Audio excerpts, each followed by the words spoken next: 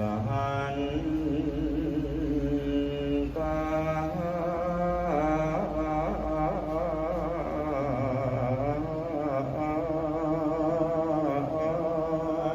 สั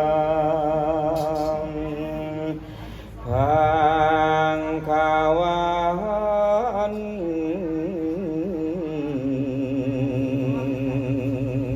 ตัด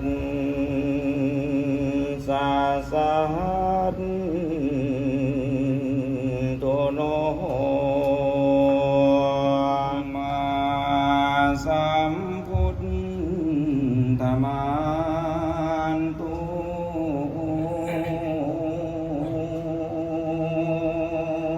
ลังสัสตา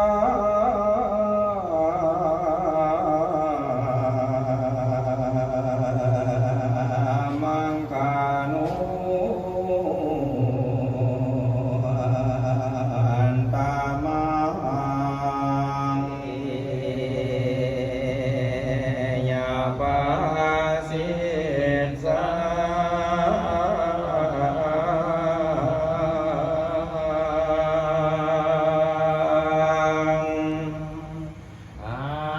เพียนค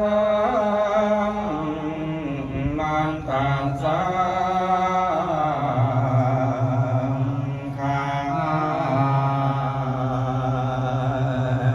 งเพียนคำมันตั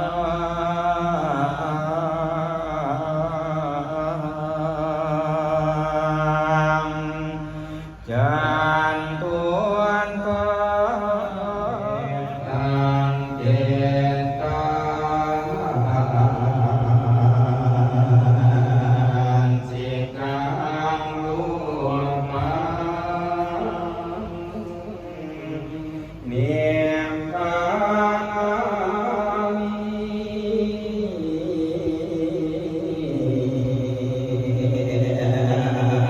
ติสังกาธานิ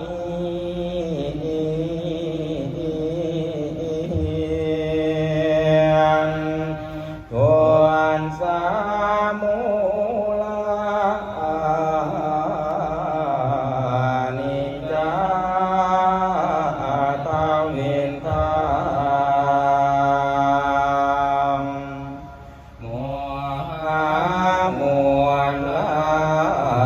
นิจจันทเวติ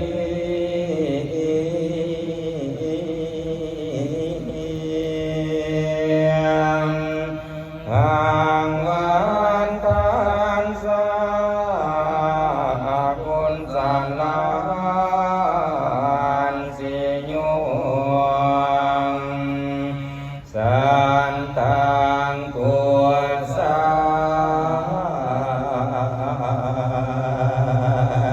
ลปังกานิ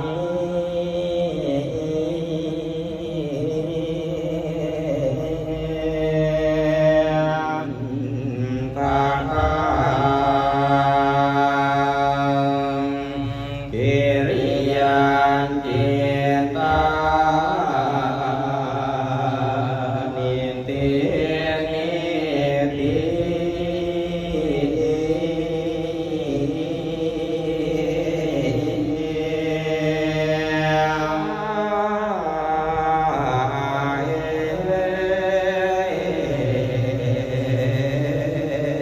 ตุงกาตามปัง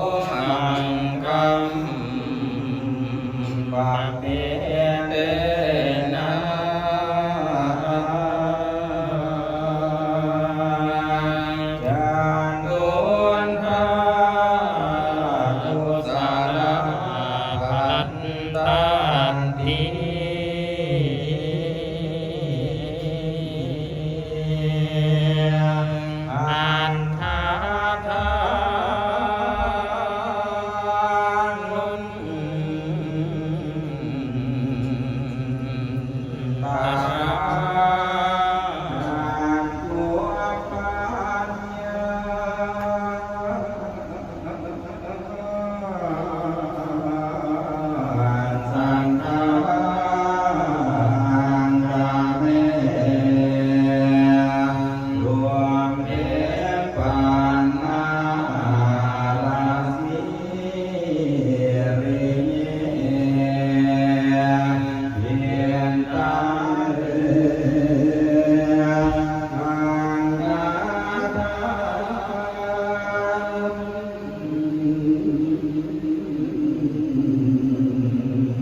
ตาเร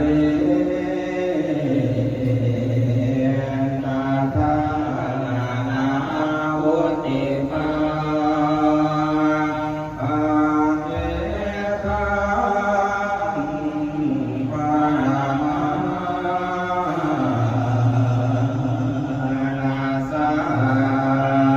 งเอกาวิสังสัทธังวาทา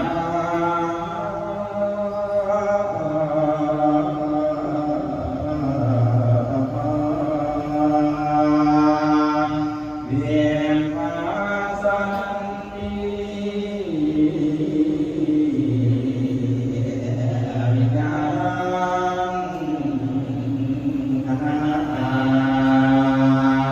ญาณังกายโย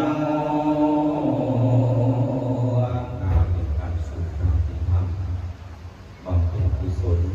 ที่นามประทานมีที่ถึงดวงวิญญาณของแม่เฒ่าดวงจันทร์วงศ์จักรผู้เป็นมารดาอาตมาเองเป็นมือที่สองกันที่สองของการสู่ธรรมธรรมมันศรัทธาของ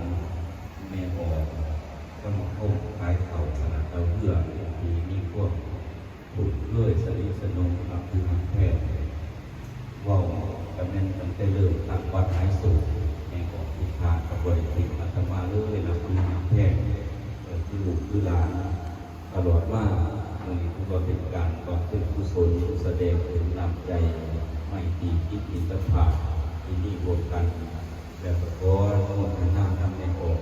พอออกทุกทางที่ได้ตัดโอกาสอย่างที่ล่าในอาตมาบอกให้ข่าวเพียงแต่หูข่าวเป็นมะบวงด้วยนำใจไม่ตีอาตมาขอ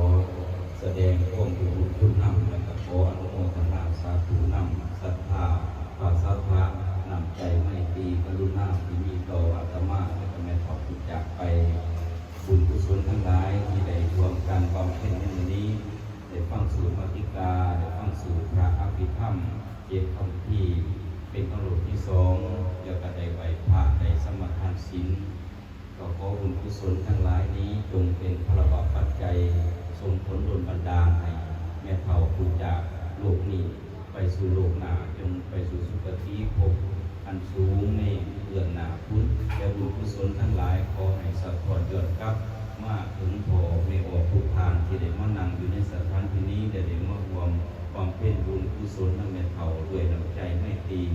ขอให้ทุกข์ให้มีผู้ให้ย่ามยากให้มีผู้โปรดให้มีสุขไข่ให้บุญคำน้ำสู้ให้อยู่ดีมีแห่ง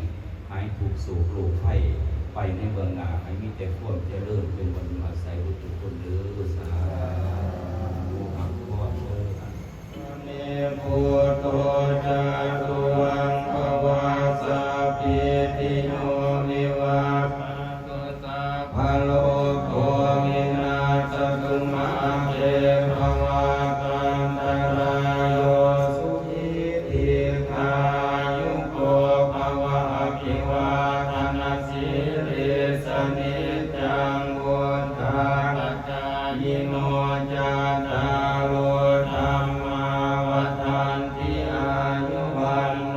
สุขังภาลังสังสุปะกะปะติสุยติธัมโมจายังนิทัสสิโตเปตานาภูสะจักขะตาอุราราภารัญจาภิกขุนัมมามุปาทินังตุเอหิปุญญังตังอานาปากันติ